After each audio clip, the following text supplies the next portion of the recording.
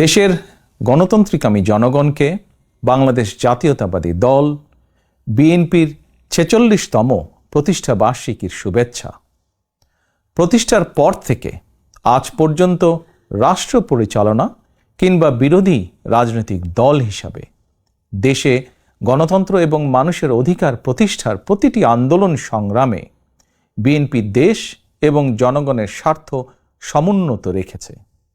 এ কারণেই শত প্রতিকূল পরিস্থিতি পেরিয়েও দেশের গণতান্ত্রিকামী জনগণের কাছে স্বাধীনতার ঘোষকের দল বিএনপি সবচেয়ে জনপ্রিয় এবং বিশ্বস্ত রাজনৈতিক প্রতিষ্ঠান। যাদের নেতৃত্বে, যাদের আত্মত্যাগে, যাদের শ্রম, ঘাম, মেধায় বিএনপি আজ সারা দেশে জনগণের কাছে বিশ্বস্ত প্রতিষ্ঠানে পরিণত হয়েছে, দলের প্রতিষ্ঠা বার্ষিকীর এই শুভ লগ্নে তাদের সবার অবদানকে আমি শ্রদ্ধার সঙ্গে স্মরণ করছি। প্রিয় দেশবাসী, দেশ বর্তমানে ইতিহাসের এক সন্ধিক্ষণে এসে দাঁড়িয়েছে। ছাত্র জনতার আকাঙ্ক্ষার বৈষম্যহীন বাংলাদেশ গড়ার কঠিন এক চ্যালেঞ্জের মুখে অন্তর্বর্তীকালীন সরকার। হাজারো শহীদের আত্মত্যাগ আর অসংখ্য ছাত্র জনতার নিদারুণ যন্ত্রণাকর পরিস্থিতির মধ্য দিয়ে গত ৫ই আগস্ট দেশ স্বৈরাচার মুক্ত হয়েছে। তবে গণ অভ্যুত্থানের সাফল্য এবং সম্ভাবনা নস্যাৎ করে দিতে স্বৈরাচারের দোসররা এখনও ষড়যন্ত্র অব্যাহত রেখেছে। আমি বিশ্বাস করি, বাংলাদেশের পক্ষে শক্তি সতর্ক থাকলে বাংলাদেশকে আর বিপথে নেওয়া যাবে না, আর পথ হারাবে না আমাদের এই প্রিয় বাংলাদেশ। প্রিয় দেশবাসী, ষড়যন্ত্র কিংবা অপপ্রচার চালিয়ে গত ১৫ বছরের অনাচার অবিচার জনগণকে আর ভুলিয়ে দেওয়া যাবে না। রাষ্ট্রীয় স্থাপনা গণভবন ছিল দেশের রাষ্ট্র ও রাজনীতির ঐতিহ্যবাহী স্মারক। গণভবন বর্তমানে স্বৈরাচার হাসিনার দুর্নীতি, দুঃশাসন, অনাচার, অপকর্মের প্রতীক।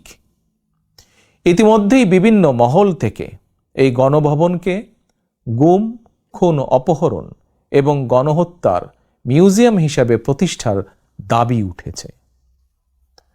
২০০৯ সালের পিলখানায় সেনা হত্যা থেকে শুরু করে ২০১৩ সালের শাপলা চত্বর হত্যাকাণ্ড, ২০১২, ২০১৪, ২০১৫, ২০১৮, ২০২২ এবং ২০২৩ সালে গণতন্ত্র পুনরুদ্ধার আন্দোলনের সময় গুম ও বিচার বহির্ভূত হত্যাকাণ্ড, ২০১৮ সালের কোটা বিরোধী আন্দোলন এবং নিরাপদ সড়ক আন্দোলনে, ২০২৪ সালে গণ অভ্যুত্থানে শহীদ এবং গুম হওয়া মানুষদের স্মৃতিগুলো এই মিউজিয়ামে সংরক্ষিত থাকবে।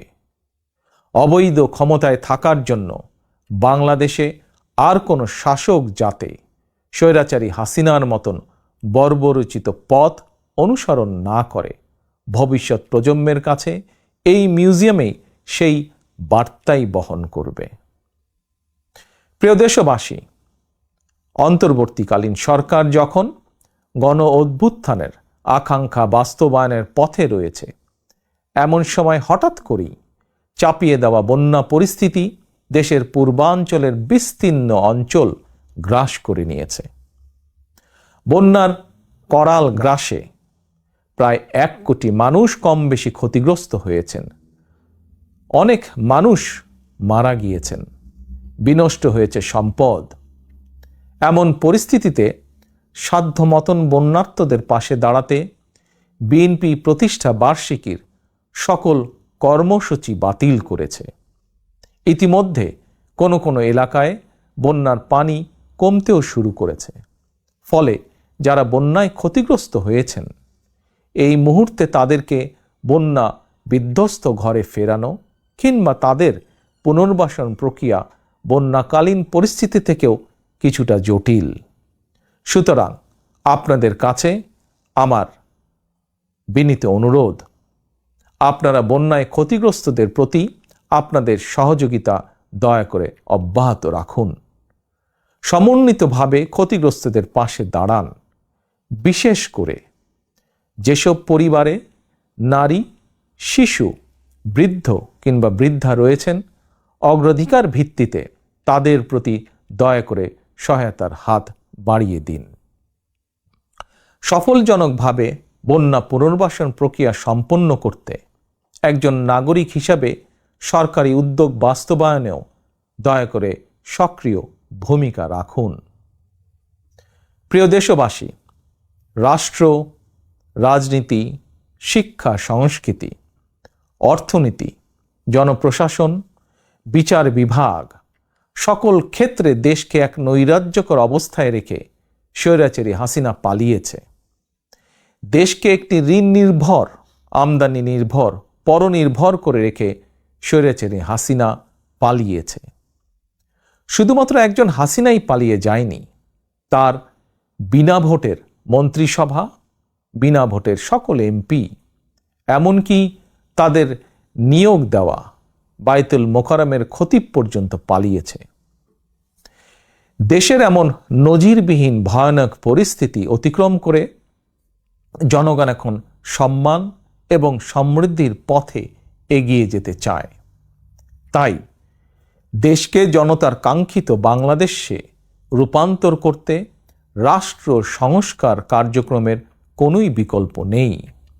তবে রাষ্ট্র সংস্কার একটি চলমান, দীর্ঘমেয়াদী এবং ধারাবাহিক প্রক্রিয়া।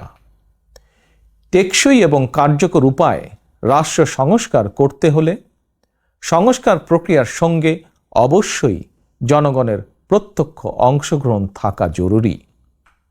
গণতান্ত্রিক বিশ্বের দেশগুলোতে জনগণের ভোট প্রয়োগের অগ্রাধিকার নিশ্চিত করার মাধ্যমে রাষ্ট্র সংস্কার কার্যক্রমে জনগণের অংশগ্রহণ নিশ্চিত করা হয়ে থাকে। কারণ একটি গণতান্ত্রিক রাষ্ট্রে সরকার এবং জনগণের মধ্যে কার্যকর সেতুবন্ধন হচ্ছে জনপ্রতিনিধিত্বশীল জাতীয় সংসদ।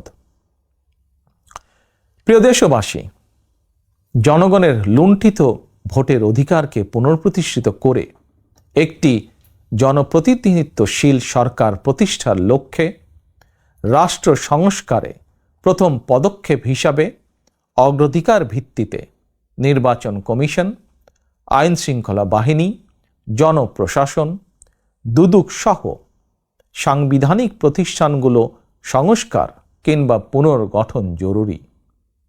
সেই লক্ষ্য অর্জনে অন্তর্বর্তীকালীন সরকার তাদের পরিকল্পনা অনুযায়ী রাষ্ট্র সংস্কার কার্যক্রম এগিয়ে নিচ্ছে বলে আমরা মনে করি। সুতরাং জনগণের প্রত্যক্ষ ভোটে একটি জনপ্রতিনিধিত্বশীল রাষ্ট্র এবং সরকার গঠনের লক্ষ্যে দেশকে নির্বাচনী রোডম্যাপে তোলার জন্য প্রয়োজনীয় রাষ্ট্র সংস্কারের জন্য জনগণ অন্তর্বর্তীকালীন সরকারকে সব রকমের সহায়তা করতে প্রস্তুত। প্রিয় দেশবাসী, আমি মনে করি, আমাদের দল বিএনপি মনে করে, রাষ্ট্র সংস্কারকে কার্যকর করতে হলে দেশের রাজনৈতিক দলগুলোর দৃষ্টিভঙ্গি এবং কার্যক্রমেও স্বচ্ছতা নিশ্চিত করার বিষয়টিও উপেক্ষা করার কোনোই সুযোগ নেই।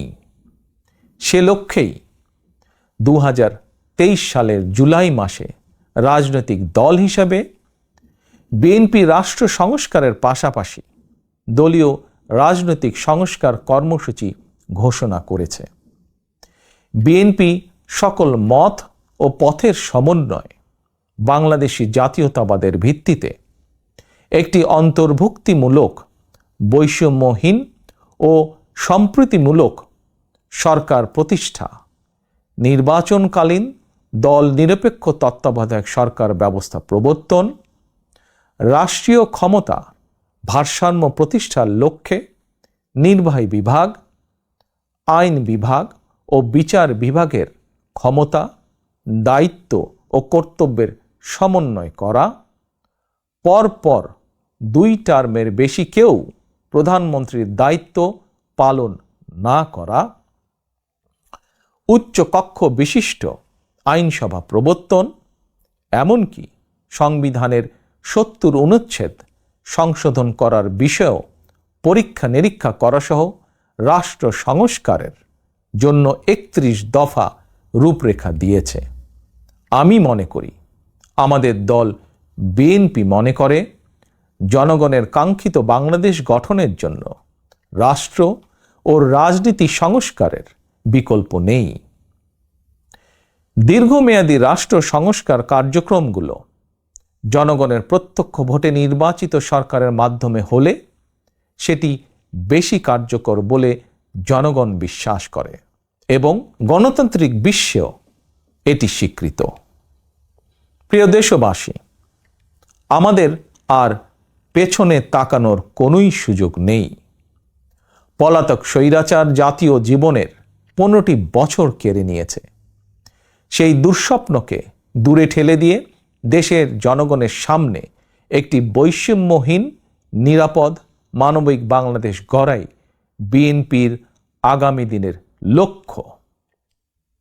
বিএনপি বিশ্বাস করে, তথ্য প্রযুক্তির বর্তমান বিশ্বে কথামালার রাজনীতির পরিবর্তে বর্তমান প্রজন্ম প্রতিশ্রুতির বাস্তবায়ন দেখতে চায়। সমৃদ্ধি, সম্মান এবং সম্ভাবনার দ্বার উন্মোচন দেখতে চায়। এজন্য রাষ্ট্র রাজনীতির কাঠামোগত পরিবর্তনের পাশাপাশি ভবিষ্যৎ প্রজন্ম এবং কর্মক্ষম জনশক্তির সামনে সম্ভাবনার সকল দ্বার উন্মুক্ত করে দিতে হবে।